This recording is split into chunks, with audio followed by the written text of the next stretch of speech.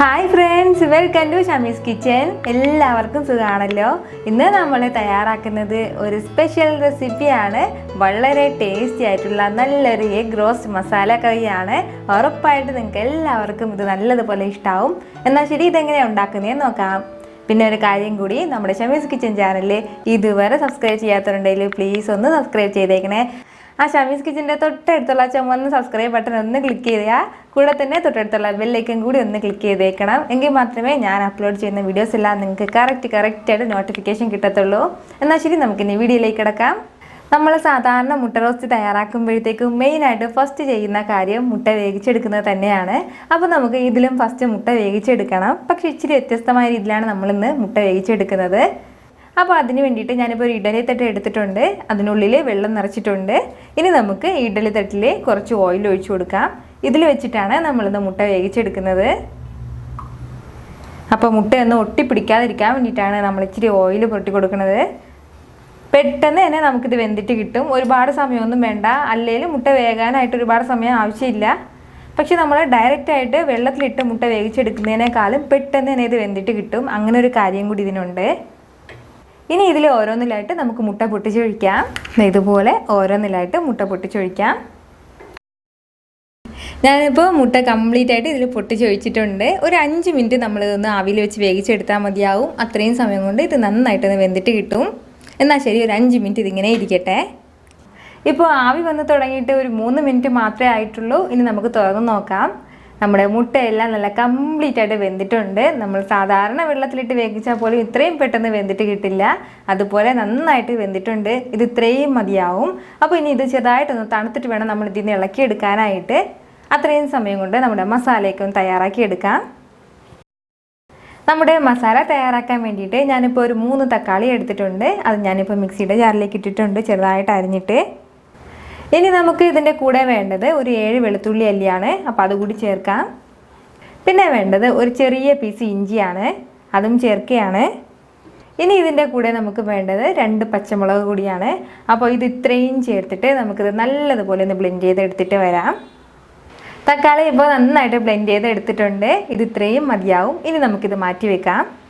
നമ്മുടെ കറി തയ്യാറാക്കാൻ വേണ്ടിയിട്ട് ഞാനിപ്പോൾ ഒരു പാൻ ചൂടാക്കാൻ വേണ്ടി വെച്ചിട്ടുണ്ട്. ഇനി ഇതിലേക്ക് നമുക്ക് ഒരു 3 ടേബിൾ സ്പൂൺ അളവിൽ ഓയിൽ ഒഴിച്ചു കൊടുക്കാം. അപ്പോൾ ഓയിൽ ഒന്ന് ചൂടായി കഴിഞ്ഞാൽ പിന്നെ നമുക്കിതിലേക്ക് ചേർക്കേണ്ടത് 1 ടീസ്പൂൺ അളവിൽ പെരിഞ്ജീരകം. ചെറിയ ജീരകമല്ല, പെരിഞ്ജീരകമാണ്. ഒരു 3 ഗ്രാമ്പു, 2 ഏലക്ക. അപ്പോൾ ഇത്രയും കൂടി ചേർക്കാം. പിന്നെ നമുക്കിതിലേക്ക് വേണ്ടത് സവാളയാണ്. ഞാനിപ്പോൾ ഒരു 2 വലിയ സവാള എടുത്തിട്ടുണ്ട്. അത് ചെറുതായിട്ട് അരിഞ്ഞിട്ട് എടുത്തിട്ടുണ്ട്. നമ്മൾ ഈ ഓംലേറ്റ് തയ്യാറാക്കുമ്പോഴത്തേക്കും ചെറുതായിട്ട് അരിയില്ലേ, ആ ഒരു രീതിയിലാണ് ഞാനിപ്പോൾ അരിഞ്ഞെടുത്തിട്ടുള്ളത്. അതുകൂടി ചേർത്തിട്ട് നമുക്കിത് പെട്ടെന്നൊന്ന് വഴറ്റിയെടുക്കാം. നമ്മുടെ സവാള പെട്ടെന്നൊന്ന് വഴഞ്ഞിട്ട് കിട്ടാൻ വേണ്ടിയിട്ട് ഇതിലേക്ക് ഞാനിപ്പോൾ ഒരു പിഞ്ച് അളവിൽ സോഡാപ്പൊടി ചേർക്കുകയാണ്.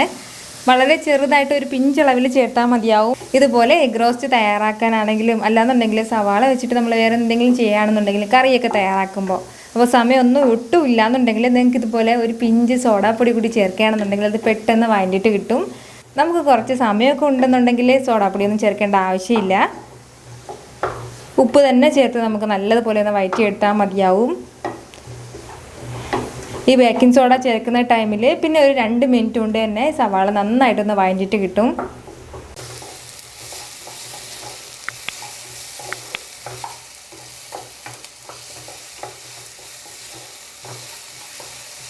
ഇതിപ്പോൾ ഒരു 2 മിനിറ്റ് ആയിട്ടുണ്ട്. നമ്മുടെ സവാളയൊക്കെ നന്നായിട്ട് വഴഞ്ഞിട്ട് വന്നിട്ടുണ്ട്. ഇനി നമുക്കിതിലേക്ക് നമ്മൾ നേരത്തെ മാറ്റി വെച്ചിരുന്ന തക്കാളിയുടെ പേസ്റ്റ് ചേർക്കാം. ഇനി ഈ ജാറും കൂടി ഒന്ന് കഴുകി നമ്മളിതിലേക്ക് ചേർക്കണം.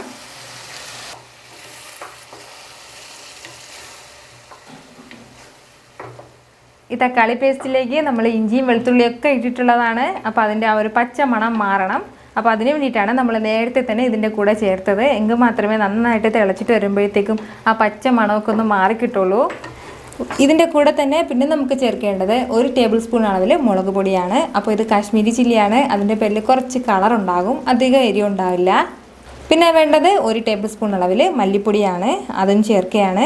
കൂടെ തന്നെ ഒരു 1/4 ടീസ്പൂൺ അളവിൽ മഞ്ഞൾപ്പൊടി കൂടി ചേർക്കുകയാണ്. എന്നിട്ട് ഇനി നമുക്കിത് നല്ലതുപോലെ ഒന്ന് വഴറ്റി കൊടുക്കാം. ആ മസാലയുടെയൊക്കെ ആ ഒരു പച്ച മണം നന്നായിട്ടൊന്ന് മാറുന്നത് വരെ നമുക്ക് ചെറുതായിട്ടൊന്ന് വഴറ്റി കൊടുക്കാം.